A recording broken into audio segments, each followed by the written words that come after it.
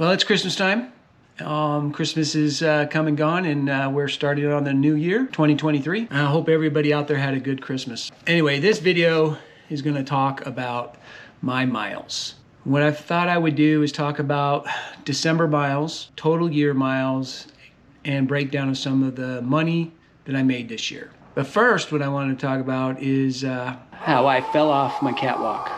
Once we dropped in Carrollton, those Slinkies, I drove about, I don't know, 130 miles to this company that we pick up, and it's over near Wichita Falls. So it was I got there around 8:30, 9 o'clock at night. Preloaded trailer, dropped my empty, hooked up to that, and they have them in bays. So I backed up to mine in the bay. There was an owner operator backed up next to his, and there was another Melton driver, Chris, and his girlfriend Maria. They were there, and they had another load across from me. I had already put 2 of my tarps up. It was a 3 tarp load. I'd already gotten 2 tarps up there. You have to wear a harness whenever you're on the load, so I was up there with a harness, and I had those 2 spread out and all bungeed up. All I had to do was put my 3rd tarp, which is the front one, up on the load and get it done. When I got it out of the tarp box, I threw it up on the catwalk, and I noticed that my headache rack, my coil dunnage and everything was a little crooked from when I put it in Carrollton. So I thought, well, I'm going to straighten it out a little bit, and I had that 1-inch ratchet strap. I'll just tighten it a little bit more. So I got up on the catwalk, had 1 foot on my catwalk and the other one standing on my tarp box looking at it. And I had adjusted everything, and I had my one hand on the ratcheter, and I was ratcheting it tighter. And for whatever reason, I wanted that thing super, super tight. And so I was trying to get that last click, right? And I was pulling on that thing really, really hard. And of course, I'm leaning backward, not the smartest thing to do. For whatever reason, that ratcheter like jumped a click. And so when it did that, it kind of caused me to go like that, and I lost grip on the ratcheter. And you know that scene out of Die Hard where Hans is falling to his death and it's all in slow motion and he realizes he's gonna die? Yeah, that didn't happen. 1 second I'm standing, and next second I'm on the ground hurting. I never had a chance to try to catch anything, slow my balance down or anything. I was pulling and boom, on the ground in a heartbeat. I don't know how I didn't hit anything. I don't know how I didn't fall into the load, the wall over there. So when I hit the ground, like I said, I hit wrist and elbow, right knee, and I hit right here. It must have been a pretty loud hit because the owner operator, Josh was his name, he heard it. And he said, "Are you okay?" And I was kind of like trying to assess my body at that point because I thought for sure something was broken. You know, I was hurting, but nothing seemed to be broken. So I said, "I don't think so. I don't think anything's broken." So by the time he got around, I was up on my hands and knees, literally just on my hands and knees. I couldn't even get to my feet yet. Because I don't know, it didn't knock the wind out of me. And it didn't really knock me stupid. It was just real quick, right? It felt like body went through a portal, and the rest of me had to catch up to it. Is what it felt like. So my senses were trying to catch up to my body at that point. So I just stood there on my hands and knees, and he's like, "Do you need some help up?" I was like, "Nah, I just want to be in this position for a minute or two." And so once I got my wits about me, I guess, I got up on my feet and checked, and like I said, my elbow, bruised my elbow pretty good, some cuts on it. My right knee had a good bruise right on that bone right there on the side, and some cuts. I got a cut on my shin. I don't know how I did that. And I had a cut right here as well, don't know. And I had a little knot right there. But that was it. That was all the damage. And I've never ever asked anybody to put my tarp up on a load. You know, forklift, sure, get a forklift operator to do that. But as far as asking a driver to physically put my tarp up, never done that. But I still had that last one. I knew I could get up on the load and get it done, right? But I just couldn't get it up there. So that kid Josh said, "Hey, can I do anything for you?" I was like, "Yeah, could you put my tarp up there?" And so he did. I appreciate that, Josh, I really do. I don't think I have any ill effects from it. My elbow is still a little tender. I can't really sit my elbow on the table. But I guess that gives me good table manners. It's another reminder to pay attention to what you're doing. You know, Melton will tell me that it's my fault, and it was my fault. I don't think that I was trying to do anything I wasn't in a hurry necessarily, and I don't think that I was trying to do anything unsafe. I just didn't think about all the consequences. I just didn't think that thing was going to click and do what it did. And it's actually not broken. I don't know what had happened, but it jumped. It jumped and threw me off. So I don't know if that could have been prevented as far as, you know, not falling. But I'll definitely think about how I ratchet.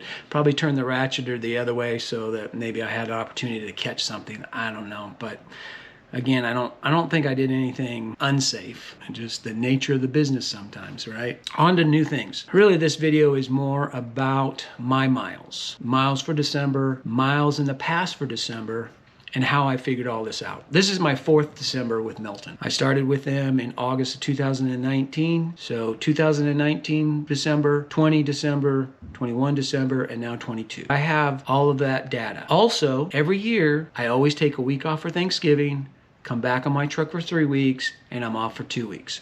Did the same thing in 2019, 20, 21, and this year, 22. Everything is the same. I thought I would go over my numbers for those, and then I would tell you my numbers for each year overall.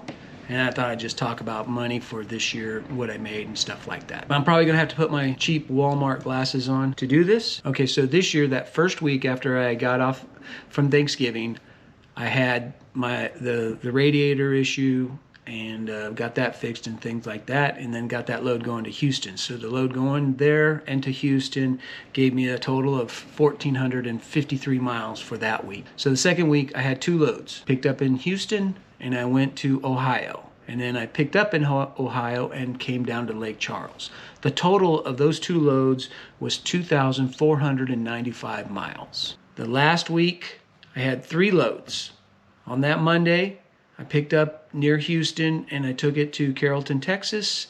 Then I deadheaded over near Wichita Falls and I picked up a load going up to Kansas, dropped that load.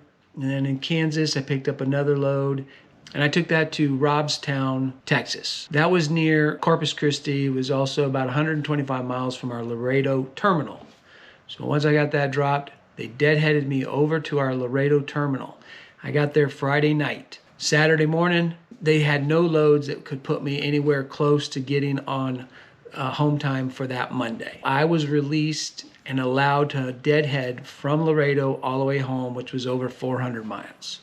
But I didn't get paid for those miles. Total miles that I got that third week were 1,988.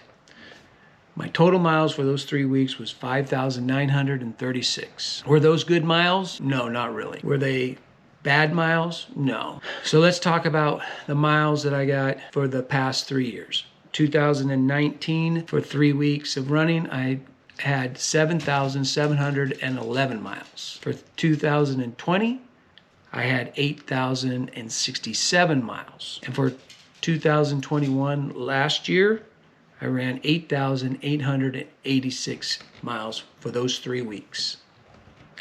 So we're talking a significant difference here. We're talking close to 3,000 miles less this year than those 3 years. Do I have any ideas as to why my miles were less? In my opinion, and I am no expert at this, I only have 3 years in trucking, the freight kind of normalized, and with the economy doing as bad as it is, those 2 combinations did not help. There was a third thing that I think affected the miles as well, and that is the number of drivers that Milton has. When I first got hired on back in August of 2019, my first scorecard with them showed that we had 1,602 drivers. But when the pandemic hit, the numbers of drivers dropped significantly. One, Milton put a freeze on hiring. A lot of drivers quit or were fired. And, the numbers dropped down to, I don't know what the actual final number was, but it was close to 1,000 drivers. So you're looking at about 600 less drivers during that period of time. And I remember when Milton started back hiring drivers, the numbers was around 1,100 to 1,200. One month it'd be 1,175, the next month be 1,200, and then drop again. So we didn't have a whole lot of drivers during that time. And during the pandemic, You know, you talk to a lot of drivers, not even with Melton. We ran. There was a lot of freight, and there was no slowdown. It was it was pretty good during that time, I'll tell you. But I think what we've now looking at now is, like I said, I think December normalized, and with the recession, that's affecting it. And now Melton, my last scorecard showed that he had 1,552 drivers. So we've got a lot of new drivers. So, you know, Melton's going to have to start looking for more freight, obviously. But hopefully they can do that. But I do think that affected the miles as well. I think January is going to be a slow month as well, and that's typically normal. But I think it's going to be a little less. So I do think that there's going to be some sitting around again.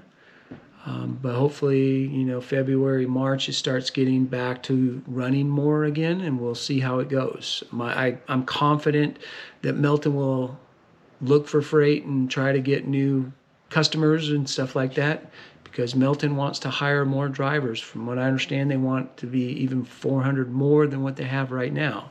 So I believe they're probably looking at trying to be around 2,000 drivers next year. But that just means that it could possibly be less miles for all of us. Now, let's talk about my overall miles for the year. Glasses back on. Okay, for this year, 2022, I ran a total of 126,403 miles. For my first year, 2019 with Melton, like I said, I started in August, so I had 31,636 miles for that year with them. For 2020, I ran 130,530 miles. And for 2021, last year, I ran 131,004 miles. So 2022 shaping up to be between 4,000 and 5,000 less miles compared to the previous. Let's talk about what money I made this year. Glasses on again. So these are some of the things besides the miles that I get paid as well.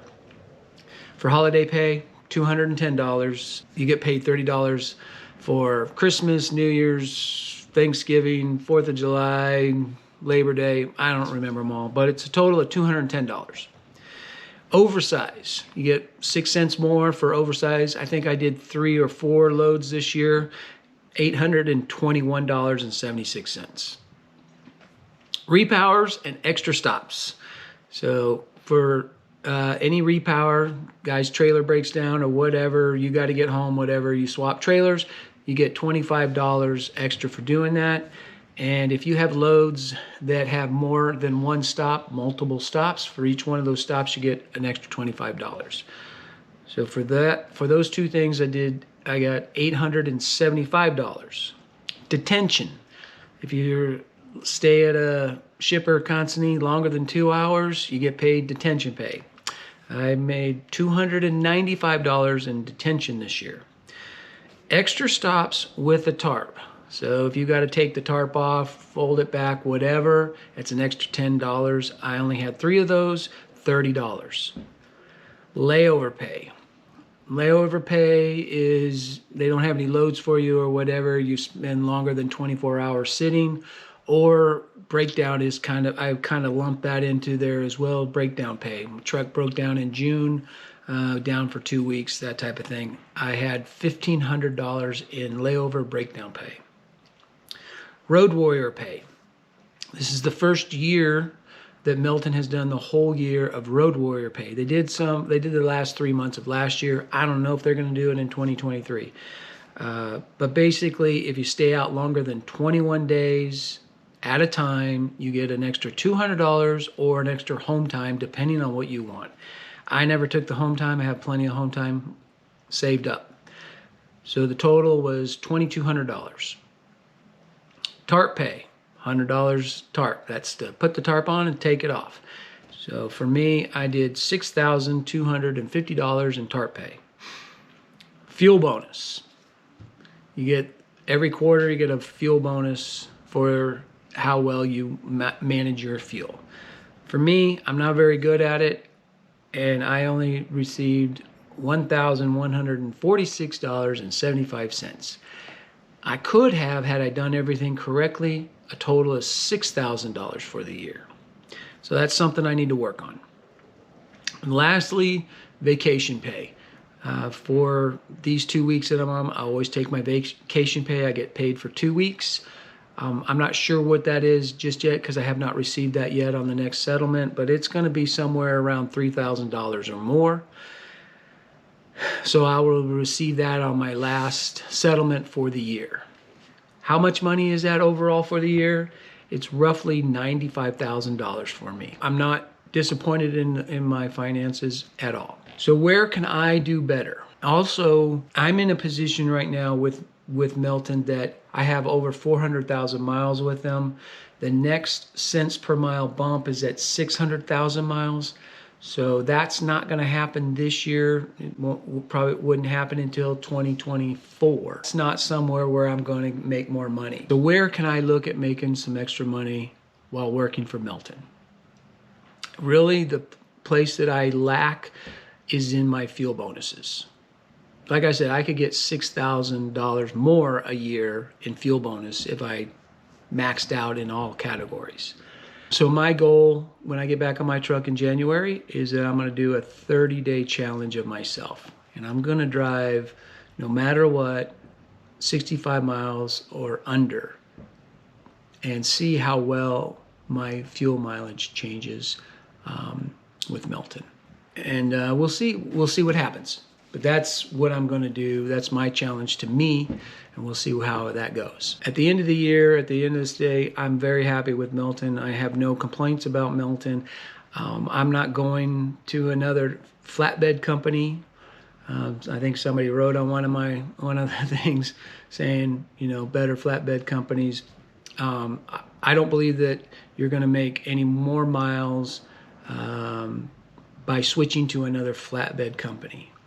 So I have no intentions of going to another flatbed company. I have no intentions of doing dry van, and I have no intentions of doing reefer or team driving for that matter. Those things I can honestly tell you that's not going to change in my future. Anyway, I hope this is entertaining at some level, and I hope it was informative to you at some level. And if you got any questions or anything like that, put them down in the comments. If you did like the video, please like the video. That's the first time I've said that. And subscribe. I really would appreciate it. I've really enjoyed my time doing the YouTube videos. I hope you guys have enjoyed them. Is there anything I can do better on them? I'm going to try and be on camera more talking, I guess, is one thing somebody has said. So I'm going to try and do better for next year on that. But I've really enjoyed it, and I've really enjoyed the comments and interacting with some of you drivers. I really do appreciate it. Again, thank you for everything, and we'll see you next year. Later.